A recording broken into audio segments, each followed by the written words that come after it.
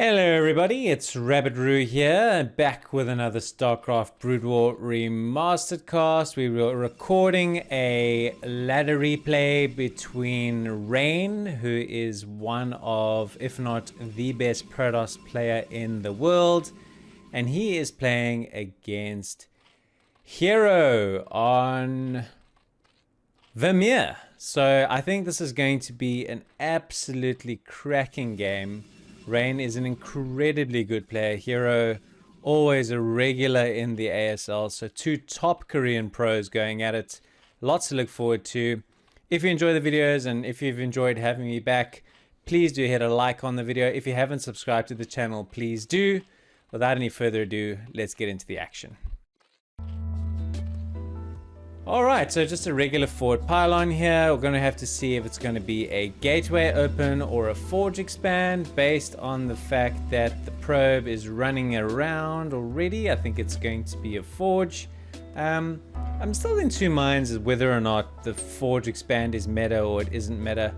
And the reason why I say that is people tell me no, it is. And then you see players as good as Rain doing it, and then you wonder, I'm not so sure. Meanwhile, we have just gone with a pool first, so an extractor trick into pool, into overlord, so that is not quite an overpool. Here comes some lingy ling lings, so some pressure will be put on, but Rain's probe will arrive in plenty of time to see what comes out of these three eggs. Tell me.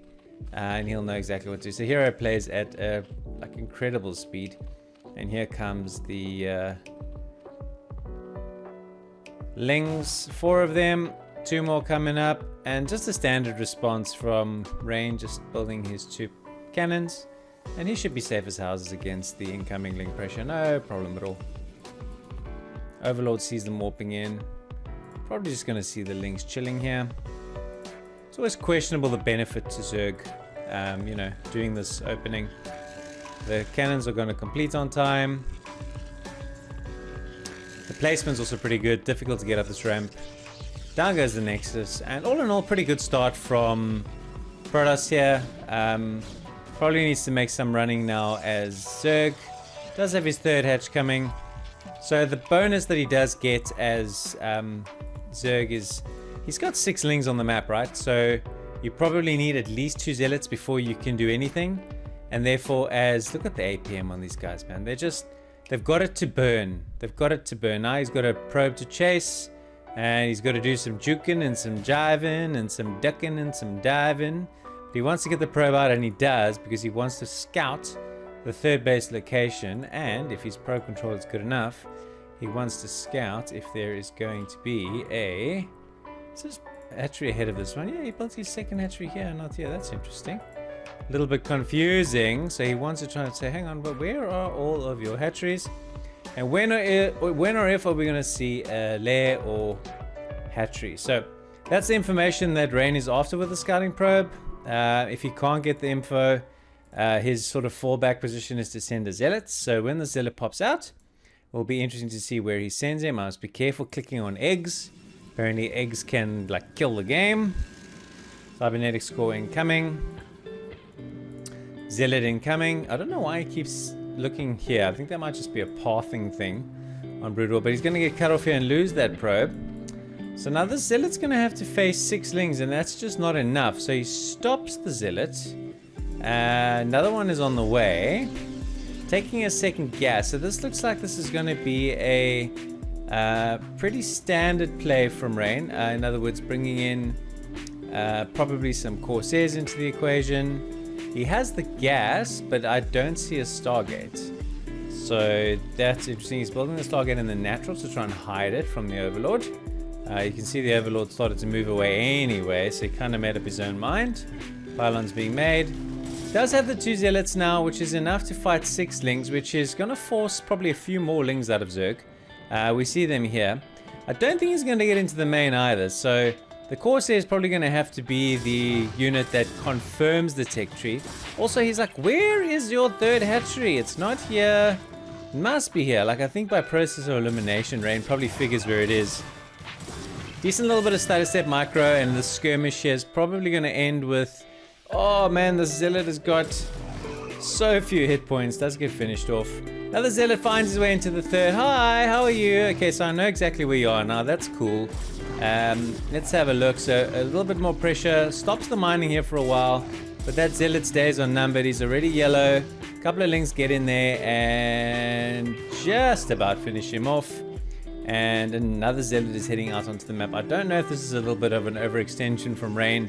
He has basically sacrificed all attempts to do any kind of timing attack because he's used all of his units. These Lings now seem to have got speed.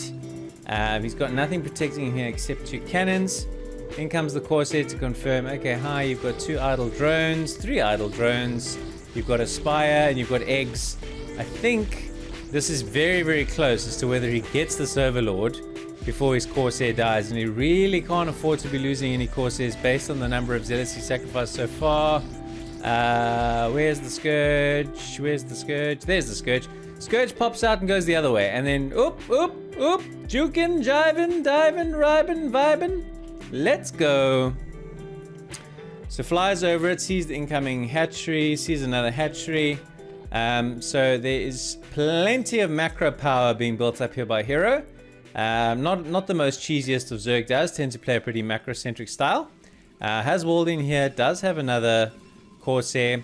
Scourge get in to see the main. This cannon is perfectly placed. Some of the timings here from Rain have been pretty crisp. I would argue that he's perhaps overextended a little bit too much with his Zealots, which is going to give Hero so much time to drone up now. And get his Hydras into the game pretty soon. We see Mutas, which is interesting. If Rain's gone +1 Corsair, which he has done, we can see that +1 is about to finish. I don't know if Mutas are the right option. If it's just going to be a partial commitment to Mutas, he does have a gas there, he does have a gas there. Oh, this is a 3 gassing Zerg. He could be making plenty of Mutas here. This is interesting. Don't see this in this matchup. He's not stopped making Corsairs, which is good.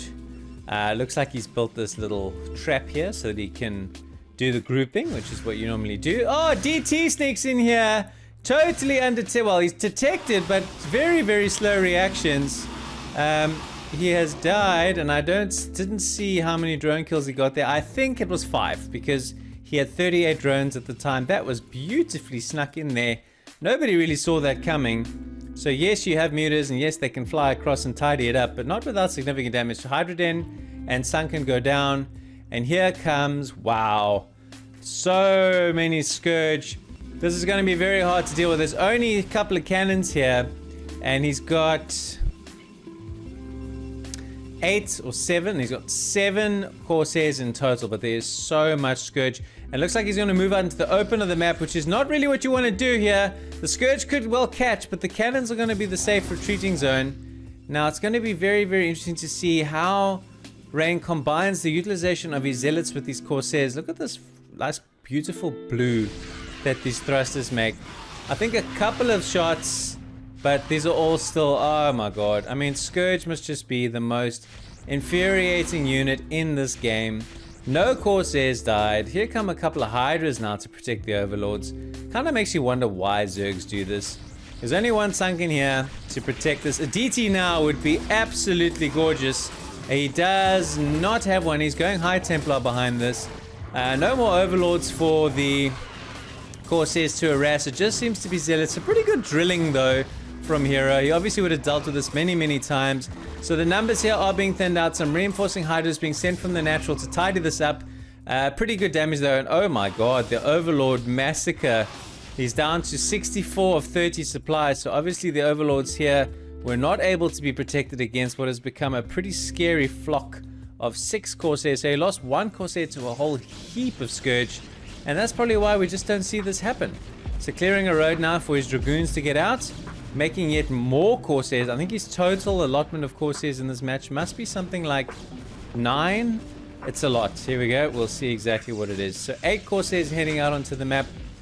Rain really doing a clinic here on how to play Corsairs. And it's been really impressive. just basically Zealot Corsair. He does have the High Templars, but is using them almost as like defensive units, just in the event of any counter attacks. There are so many Corsairs though, even though these Hydras could fend them off. If this angle here is going to be really, really hard to stop. So we see one, nope. And now the Zealots come in to distract. That was, I don't think the Scourge got any hits there. So the Zealots come in to distract the Hydras. Hydra's here too though. Wow, so Hero's actually held on and caught up really nicely. He's got a similar worker count, similar supply. It's alright for Zergs who run a little bit of a supply deficit. Is only on 3 bases. If you can establish a 4th base in the not too distant future, I think that really, really, really is going to put him into a strong position. I think Rain, realizing that now, is probably starting to make plans for his own 3rd base. I don't see an observatory yet. It is in the production tab, so it's probably this building right here. There it is. So Dragoons, etc. will be coming out. As I explained before, he does have Storms, but he's just been using them defensively here. So he could chuck down a few more. There you go. But just phasing his Hydras in and out, absorbing a bit of damage. Now, the name of the game here is just to delay the Protoss in getting their 3rd. And at the same token, taking a 4th of his own on the Zerg side. Corsairs just flying about, trying to pick off a stray Overlord if they can find any. There's one all the way in the bottom here. And one lonely Muta over here. But the Hydras are pulled away. And it looks like Rain is quite confident with the Templars that he's got. He knows that Hero spent a lot of money on Mutas and therefore is unlikely to be able to make a lot of Lurkers. As we see now, Lurker aspect only morphing in about the 12-minute mark, which if you don't go with a Muta build is usually considerably earlier. In play here, the cannons can now come in around this pylon. It's going to probably throw down here another pylon here just to give himself enough room, and down goes the first cannon. Here comes the surround, but it's just a bit of a poke from the Hydras from 2 sides. Sees that, however, the majority of Rain's army is there. These Hydras unfortunately get a bit stuck, and they're all going to get tidied up very, very quickly. The Corsairs are not stopping. Oh, unfortunately, he's going to lose about 2 Corsairs there for free, just by a good Hydralist placement from Zerg. A nice solid game this between Hero and Rain. Rain is a player that I want to feature a lot more of. I've never featured any games of his on my channel. So I think it's time to feature his play. It's time to feature Mini. I really love Protoss, and therefore featuring the best Protoss players in the world, I suppose, just makes sense. It's also the race and the matches that I'm the most knowledgeable about, and that I just enjoy casting. So we will certainly be doing a few more. If there are any requests or any players you would like me to cover, even if they're not Protoss, please do let me know. People will get tired of the flash games pretty fast, so that's why we've already started mixing it up and doing other players again. And that's what we're going to do here. We're just going to constantly be mixing things up on the channel because that's what makes it fun for everybody. Does get up onto the high ground, does have these Corsairs. I like this ball of Goon, Zealot, and High Templar. It's always a handy combination. Sending some Corsairs just to confirm that this has not been expanded to yet. Now, finally, the 4th base of Hero is trying to establish it. Interesting to see if the Corsairs are going to find that and try and shut that down. It's Lurker Hydra, a very, very scary looking quantity of Lurker Hydra coming across the map. The micro here is really, really important, and protecting your High Templars as well. How's our upgrades? If we can click on anything, that would be marvelous. 1-1. Maybe 1 upgrade a little bit behind. Going 1 +2 defense before +2 weapons, interestingly. And also seeming to just play this game with 1 forge, which a lot of the times you see Protosses go 2 forges. This is a lot of Lurkers, lots of Storms though. Beautiful spread from Rain. If we zoom out, you can see the lovely spread of Dragoons kind of all on hold position. Microing a little bit here. Hero took heavy damages there. Sends in a few Overlords as a bonus for absolutely free. Does now retreat back. Couple of DTs coming into the mix. I don't know if he wants to make a Dark Archon. I wouldn't have thought so. Probably just going to send the DTs out and about for some harassment. It looks like he's planning to set up a 4th of his own. There he does take it. The 4th base has been found by those Corsairs. I was just wondering how long it would take. And now it looks like Rain is moving out with a very scary gateway ball. And although we really have to repel this is a heap of Hydra Lurker. We don't have a hive. We're not going to have hive tech anytime soon. I don't see a Queen's Nest in the production tab. So he's basically going to be purely reliant on lair tech to be able to hold this off. And this army in the hands of a very, very skillful Protoss, it's going to be very, very, very hard for Zerg to repel. Looks like he's struggling to get a nice area, surface area here to entrench his Zagroons and have his High Templars kind of come in behind. So it looks like he wants to change the angle. That being said, though, a nice flank from Hero. Trying to take this Protoss army from multiple sides is important. Looks like he's fended off a large amount of them there. They do pivot around this position. We'll go back into our normal view now. So it just seems to be a matter of where, and while he's moving his army around, is expanding behind this. Always a sign of a strong player to expand behind your attacks. A couple of lurkers there. Looks like he might just pressure the natural and be okay with the possibility of a flank. So let's see. He's taking this from a couple of angles. He's got plenty of observers. Lovely storm on the incoming Hydras. Slowly moving his goon ball forward. Still plenty of storms in reserve. That's a lovely storm as well. These Hydras here are in danger. I think Hero in general is just in a serious amount of danger of potentially being taken out right here before he could even get into Hive Tech. Unfortunately, he doesn't have an observer in position here, so anything that runs towards this side of the map is going to get taken out. Does reposition his army, but is being pulled up and down, and that is proving pretty handy for Hero to pick off a few stragglers. Deciding now to go down here and target this expansion with a Hydra Den and 3 hatcheries are. This is potentially the most valuable base. Hero sees that he can't hold it, and that is the very first game of Rain that I've cast on my channel. Guys, if you've never heard of Rain or you've hardly watched him, it's because he doesn't participate in ASL, but he is one of the most followed streamers in Korea because he is just an absolute monster. He is an incredibly good player. So if you enjoyed this game, please do hit that like and subscribe.